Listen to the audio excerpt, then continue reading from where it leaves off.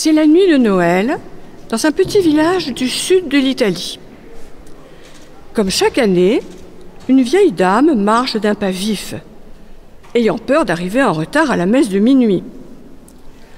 Elle est accompagnée du petit berger qui, grâce à elle, il y a quelques années, a découvert la lumière un 24 décembre, lui qui n'était jamais entré dans une église car son père le lui interdisait.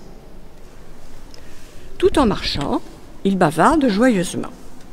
« Vous savez, Madame Nona, je suis sûre que les nuits de Noël sont des nuits de miracles et que de magnifiques rencontres se font sous le regard de Dieu.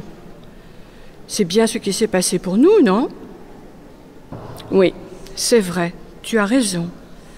Soyons donc attentifs et tendons l'oreille à tous les signes que Dieu nous envoie. » Ils cheminent en silence quand tout à coup, ils aperçoivent, marchant devant eux, deux imposantes formes sombres, l'une légèrement plus petite que l'autre. Qu'est-ce que ça peut bien être ? Intrigués, ils s'approchent et voient un âne et un bœuf qui discutent. Incroyable ! Tendant l'oreille, ils entendent cette étonnante conversation. « Tu sais, dit le bœuf, je suis sûr qu'ils ne nous laisseront pas entrer dans l'église. »« Mais pourquoi tu dis ça ? Ce sont quand même nos très très lointains ancêtres qui ont réchauffé de leur souffle le petit Jésus qui venait de naître dans l'étable. C'est pas rien, non ? Bof, tu sais, les temps ont changé. Et j'ai entendu dire que de nos jours, les animaux n'ont pas le droit d'entrer dans les églises. »« Ah bon ? Tu crois ? Mais pourquoi donc ? Ils disent qu'on est sale, qu'on sent mauvais et qu'on peut être porteur de maladies. N'importe quoi. C'est lamentable. Ils ont donc oublié que Jésus lui-même a choisi un ânon, mon très lointain ancêtre, pour le porter lors de son entrée triomphale à Jérusalem le jour des rameaux. Franchement, c'est à désespérer des humains. Je suis écœurée. Écoute, calme-toi, n'anticipons pas et dirigeons-nous tranquillement vers l'église. On verra bien, faisons confiance. C'est alors que les cloches se mettent à sonner à toute volée. Les paroissiens, déjà nombreux sur le parvis, bavardent joyeusement. C'est Noël. Puis soudain se taisent, comme pétrifiés, voyant arriver l'âne et le bœuf. Mais qui c'est cela ? J'espère qu'ils n'ont pas la prétention d'entrer dans l'église. Ce serait un comble. D'autres disent « Mais pourquoi vous dites ça ? Après tout, ce sont les descendants de ceux qui ont réchauffé l'enfant Jésus dans la crèche, non ?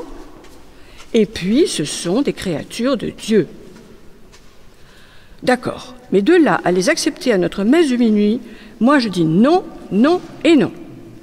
Ils vont nuire à la beauté de la liturgie, faire du bruit, dégager de mauvaises odeurs, voire souiller l'église. Voyant que la discussion est sur le point de s'envenimer, un paroissien déclare haut et fort. « Vous savez quoi ? Je vais chercher monsieur le curé. C'est lui qui tranchera. » D'accord, c'est le mieux en effet. Quelques minutes plus tard, monsieur le curé arrive. Il est réputé pour son esprit d'ouverture, son accueil dans la joie, sa bonne humeur, son sourire, son humour et par-dessus tout, son extrême bienveillance qui n'a pas de limite.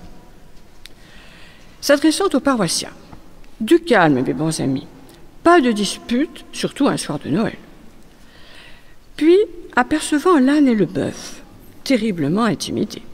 « Oh, mais c'est magnifique, mes amis, votre présence parmi nous en cette nuit sacrée. Merci d'être venus, soyez bénis. Nous allons entrer en procession dans l'église, puis vous irez vous installer dans la crèche et participerez bien sûr à la messe avec nous. » Abasourdi et très heureux de cet accueil chaleureux, l'âne et le bœuf, suivant monsieur le curé, entrent donc à pas lents dans l'église. Quelle émotion! Jamais ils n'ont vu une telle beauté. La crèche surtout est une merveille. Ils y prennent place. Et c'est alors que tout leur revient en mémoire, transmis de génération en génération. L'enfant Jésus qu'il faut réchauffer, il est si beau et si fragile. Marie et Joseph, ses parents magnifiques, et le ciel étoilé au-dessus de leur tête. L'émotion les submerge et ils suivent toute la messe comme en un rêve.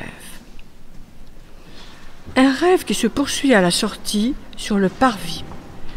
Tout le monde est là, tout le monde veut les caresser, les remercier. Les enfants s'exclament « Oh maman, regarde comme ils sont beaux !» C'est alors que monsieur le curé arrive pour les remercier encore et surtout les bénir. C'est un moment magnifique pour eux. Ils savent qu'ils n'oublieront jamais cette joie, cette eau fraîche et sacrée sur leur front en ce soir de Noël. Amen.